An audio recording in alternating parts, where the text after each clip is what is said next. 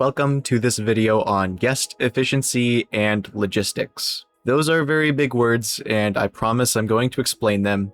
And also, I have tagged this as an explanation on things you don't care about, but probably should. I find a lot of people complain about their parks being one way or another, and I feel like clearing the air on why it might be the case can help some of you to better understand how to craft your parks in a way that makes them feel more full or more empty, as the case may be. Really depends on what kind of vibe you're going for. So, why even bother in the first place? The first tick is money maximization. So, when you have guests in queues and going through rides quickly, running theory is that they will net you more profits because of it. In addition, if you want to see your rides full of queue, so all of the guests in your park are mostly in queues, then this can help a lot too. And besides that, if you want to see them out on paths or out seeing the sights wandering around, just basically enhancing the simulation, that's what these concepts will help a lot with. So what do I mean when I say guest efficiency? Well, it refers to the speed at which a guest spends on a ride. We just did a huge video about every single flat ride in the game pre-Update 10 and the Parades DLC that goes in depth about how quickly each ride goes through a guest and basically what that converts to in money terms. We're not talking about any of the money terms here, we're just talking about how quickly the guest can get on and off the ride. And logistics is a term usually used in factory settings to represent the optimization of input-output functions. So in go one thing, out come the other. And in the terms of guest logistics, we're mostly talking about what you get from having one guest go in one way and out the other. With this context, it's usually to do with movement. Before I really begin, let's establish some common ground on these core subjects. You need to have a little bit of knowledge before we can really get into this. First, we're going to talk about the guest cap, park rating, and then lastly, advertising. What even is the guest cap? Well, I don't know how many of you have played Roller Coaster Tycoon, but if you have before, you're probably familiar with the concept that there is an invisible guest cap. It is entirely dependent on how many rides you have in the park, and doing certain things can increase this cap. If you've watched any videos on Marcel Voss's channel, he covers some things in RCT Classic and RCT 2, which talk a little bit about the soft guest cap and what you can do to raise it. There's something kind of similar in this game, but I don't have any worked out graphs for you, but you'll just have to take my word for it that it works kind of similarly. If you're not already familiar, the maximum amount of guests your park can hold is basically what the guest cap is. This happens to be invisible to the player as well, so you don't usually know how many guests you're going to have, but there is generally a curve for when this happens. You can see 0.4. It starts low and ends high, so it works exponentially. The less park rating that you have, and mix that with the advertising bonus you're also getting, the less guests you will have in your park. As you slowly get more park rating, it will compound more and more, and you'll see more and more success as that continues to happen. So it's a little tougher in the beginning, but it starts to pick up very quickly towards the end. So I'm talking about park rating. What does that even mean? It is a general reflection on how much traffic your park will get. I like to think of park rating as a direct reflection of that guest cap that we were just talking about. Although it's not explicitly shown in-game, there is a correlation directly with park rating and your guest cap. It's tracked by 4 key elements, which is shown in the side panel. First, we have attraction prestige, which is usually very easy to get as long as you have some relatively high prestige attractions around. Your scenery rating is also very easy, especially if you know what items have a very high scenery score and you place them nearby other attractions. Alternatively, you could just make like a really cute park and have a whole bunch of really nice details around, and you'll just get the scenery bonus anyway, without really having to try. Unique attractions is pretty tricky. You need 25 in order to reach 5 stars in sandbox mode. This changes when it comes to career, and same with basically all of these panels, by the way. Because they're scenarios, their objectives are placed a little bit different. And then, of course, park reputation. Park reputation stands for how good of a time guests are having and whether or not their needs are being met. The longer a guest is in your park for, the more they're going to require something like a drink, food, using the restroom, requiring that paths are kept clean, making sure they're entertained and happy. All of those things are very important for a guest's experience to be good. And it is directly and intrinsically related to the guest cap. So park reputation is the most important thing that you'll see here. Number 3, unique attractions is usually the barrier to a higher park rating. Like I mentioned, I refer to park reputation as a time gate to a 5-star park, and it's actually the thing that takes the longest to get through in speedrunning modes. You notice that down arrow in the unique attractions part of the menu? It basically means there's a rubber banding effect when one category is behind the others. So it keeps the overall park rating lower than you would expect. For instance, we have a 5-star scenery rating and a 4.6 in park reputation, but the park rating is actually only 3.1 because the unique attractions is bringing down everything with it. What is advertising? It is considered a direct boost to your guest count given that you meet all of the requirements. So in a general sense, it requires 2 flat rides, 2 coasters, 2 water slides to get the 1,500 guest bonus that you would need for a general guest cap of 6,000.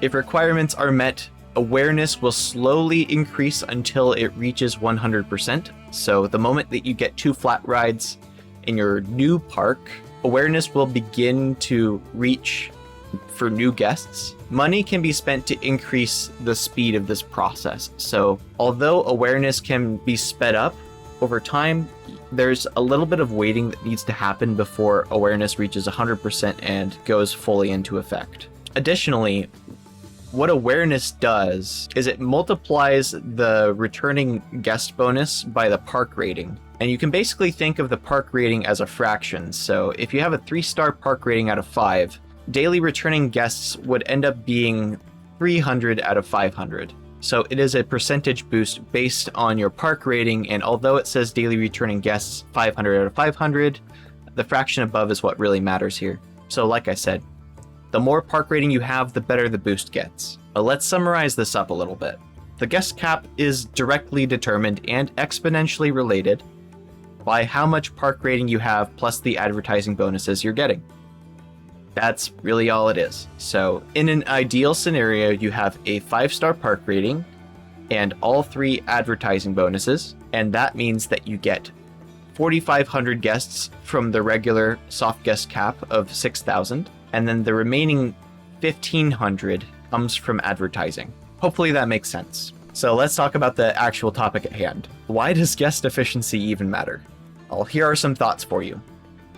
Highly efficient or fast rides encourage guests to walk around more. They discourage guests from queuing. It makes good rides better and bad rides worse. And it can steal attention from other rides you want to prioritize. So let's break this down a little bit. Because guests are getting on and off the rides so often, it's actually unlikely that you'll have many of them getting into the queue unless you are already having a problem with guests being out on paths in the first place, in which case that could be used to balance out this kind of effect. When it says good rides better, bad rides worse, the primary culprit that comes to mind is Upswing, because Upswing is not a very exciting ride, but it goes through guests very quickly.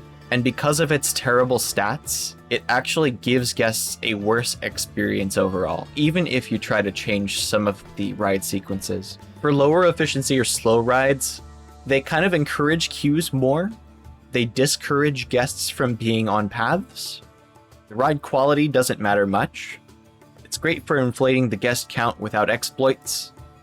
And it gives attention to other rides. Something in this vein would be Helter Skelter. It's a very simple ride. It has 1 capacity. It doesn't have very high stats at all, but because very few guests will ever actually use it, that +1 attraction towards the park rating actually matters quite a bit in this scenario, because it means your soft guest count goes up, and therefore you get more guests in the park than can actually use Helter Skelter by that fraction. And so a lot of those guests that would have ridden Helter Skelter but can't because it's too slow will go to other rides that are faster, and it may help them fill out their queue a little bit. When I say ride quality doesn't matter much, it's just because the lower stats don't impact as many guests, so it's not going to go back through to your guest experience that much. Alright, so now you have to ask yourself the question, which one is better? The answer is it depends. High efficiency rides help your park look more full, but it can ruin the vibe of guests queuing for things. And this is especially true for high throughput roller coasters. So if you have like 3 trains on a 90-second ride that's like constantly shifting through riders, might not be the best idea to have high efficiency rides right next to it. Alternatively, low efficiency rides do the opposite to make a lot more guests queue for high throughput rides and others you want to see queues for. So if you want to see guests queuing for rides, you use low efficiency attractions, but you won't see guests out on paths nearly as often. So, I actually did a test in isolation which types of rides perform better. If you're interested in seeing what goes behind all of this, I did all of the testing for flat rides. I did a video on it, but I primarily got all of that information from doing a lot of the testing myself on a spreadsheet. So I'll probably have a card here in the corner if you're interested in looking at that. For the quote-unquote lowest simulation, I ran a park full of the lowest efficiency 25 rides and simulated a day. A staff zone was used to check the previous day ridership and income, and you might notice that there's a queue at every ride per the hypothesis I made.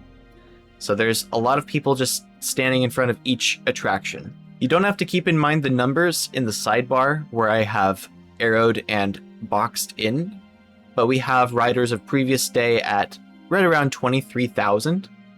And then an income number of 281,000. It's important to note I tried to control as many scenarios as I could for this simulation, so everything is on dynamic, and if a line is getting too long, guests will be priced out of it, so they have to move on to a different ride instead. So the other side of this coin is the highest simulation. I did the same for the top 25 in efficiency. Ridership and income were both higher, which could be expected. There's still clusters of guests in lines, but that's more to do with the small park layout. There's also 500 fewer guests here anyway, so with a slight limitation, it's still performing better. You can ignore the park rating in the bottom corner. I just got this screenshot right as I loaded it in, so don't even worry about that part. It basically had a similar or same park rating score from the lowest simulation. Importantly, you can notice the previous day income and rides are both higher, and we'll see that in the next slide.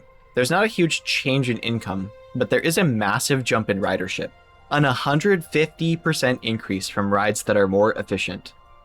This usually means happier guests. While balance is always preferred, if you want to turn your brain off and enjoy placing rides, more efficiency will usually mean better optics and results. So, what if you have few rides and you want to see lots of guests anyway? Well, there's a hack for that. Despite looking empty, this works. And if you want to find out how it works, you can see my video in the Phantom Park exploit on how to do it. It's a speedrun trick, and it even works if you place these rides underground. So basically what you're looking at here is an array of flat rides that are all open, but you won't see any guests going to them, which artificially inflates the guest cap per the unique attractions part in the park rating menu, so we can refocus our efforts elsewhere in the park and potentially have less rides, but have many guests going to them. On to the next part. Instead of asking why do logistics matter, we should just be saying logistics matter. So my thoughts on this. You can think of a guest as a resource. How long does it take that resource to get from point A to point B? Well, to keep this resource, you need to quote-unquote refuel it. That means food, drink, shade, dryness, restrooms, and of course entertainment. So we're taking care of guest needs in this scenario. The more sprawl that your park has, the more empty it will tend to feel. And you can only add so many guests before this problem gets out of control, especially since a guest at the back of your park can spend entire minutes walking back to the entrance so they can leave. And that means a new one can't spawn in their place while they're doing that. Kind of a bummer. With that all said, what are the consequences of improving logistics, or maybe having compact parks, as it can be called? I've got good news and bad news. Good news is, guests will be happier, new guests cycle through quicker, you'll have fuller lines, and more interesting vistas as there's quite a bit to look at in a small space. What are the downsides? Well, realistic park sprawl is discouraged, you can't really expand much, and you might have potentially crowded paths. So you have realism, limited scope, and crowded paths if you don't have very good planning, which can happen in very compact parks. Real quick, let's expand on the negatives, because this is more of a game system type issue, and not really something you can change. So these are suggestions that many people in the community that build very complex, wide-ranging parks actually have. 12K is not enough guests, and we should have the freedom to adjust that number. There are some people with very powerful PCs that can make that happen. It's not going to be everyone, and not everyone's going to enjoy stuff like that on the workshop, but it's a sandbox game, you should be able to do stuff like that. The map is too small for certain park layouts. I'm in the USA, and the layout of Silverwood actually stretches farther than one of the lengths of the default park maps, so I can't even make a recreation of it even if I wanted to. There should be a toggle or slider so Sandbox can adjust the guest cap regardless of park rating. This basically harkens back to the suggestion I made earlier on using the Phantom Park exploit, but the difference between this and just having a number or toggle is that you don't have to hack the game if there's just a way to do it in the settings. Optimizations to performance need to be made in regard to weak PC or console limits. This is always going to be a problem with many sandbox games, but especially Planet Coaster 2 can have a real struggle with this. And yet at the same time, it's also one of the more refined versions of sandbox games that are on the market right now, so it's really hard to make this as good as possible so that everyone is happy. The way to actually fix this is to get everyone a PC that's like really, really well performing. So I just don't think that this is a realistic scenario, but you know, more performance optimizations is always good. Update 8's optimizations to guest needs getting cut in half while inline or on rides discourages use of restaurants, drink, and food stands. This is something that is actually pretty noticeable if you played the game for long enough to remember when this happened. So your restaurants in particular will get so much less traffic than before. And it means that you see a lot of these places not get used that much. Especially the picnic tables that you put around, it's just hard to see guests really enjoying themselves. And this is something that will be better done in Update 10, as well as the Parades DLC. It'll give the guests a little bit more flavor, if you will. But even then, if you wanted to see your restaurants, drink, and food stands used more often, it will just not happen nearly as often as it used to. And if you're using larger parks, you're basically forced to use the headache of staff zoning. I've made critiques on staff zoning before, and if you do not have everything dialed in down to the letter, then you can have some significant trouble with your park. But if it's sprawled out a lot, you basically need to do exactly that, because a mechanic from halfway across the map will consider going to a ride on the other side just because the ride needs a little bit of tuning up, and every other mechanic happens to be used at the moment. It can just be like that sometimes with a large park, so that's something to definitely keep in mind if you're deciding to go with a larger park layout. Here's my final thoughts. Your flat ride selection, space between rides, coaster throughput, water park placement, and shops and stall locations, they all matter to the visual of the park. It dictates whether it will look full and used, or like it's a vacant off day. And you can't really switch between those. It either is or isn't like that. So if you choose to sprawl out Please take a measured approach if your intention is not to leave it nearly devoid of guests, and use Phantom Parks and staff zoning where necessary. Hopefully this information helps you. As always, feel free to ask questions in the comments, and I'll see you down there. Thank you for watching. Have a good one. That's an order. Follow a good soldier.